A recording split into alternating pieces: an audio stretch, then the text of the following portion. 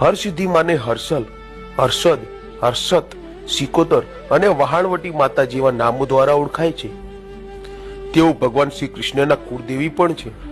શ્રી કૃષ્ણ ભગવાનના કુળદેવી કહેવાતા હરસિદ્ધિ માતાનું કોયલા ડુંગર પર પ્રગટ્ય કેવી રીતે થયું તેની કથા જાણીએ.